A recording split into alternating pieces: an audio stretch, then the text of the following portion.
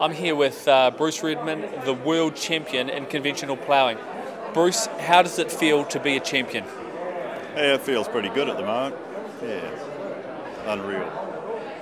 Is this come as a surprise to you today? Oh, it's today, yeah, for sure. Yeah, I had no idea today whether we'd make it or not. I spoke to you after you'd finished your ploughing, and there was a little bit of uncertainty. Why was that? Oh, things hadn't gone quite as well as I'd hoped today with the hard, dry conditions, but well, of course I hadn't seen any other plots, so I didn't really know how our form was. You've worked so hard, and to get this amazing achievement, did you ever imagine in your wildest dreams that this fairy tale ending would come true? No, exactly, no, not at all, no.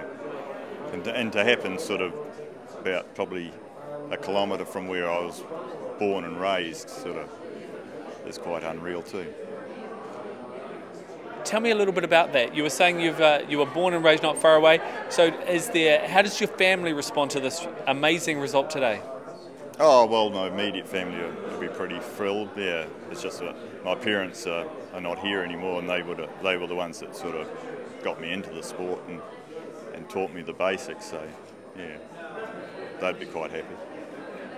Bruce, I know that all of New Zealand is celebrating. I know that our viewers back home in Ashburton and Rakaia are just so thrilled for you. Bruce, thank you so much. Well done. Thank you. It's been an awesome event.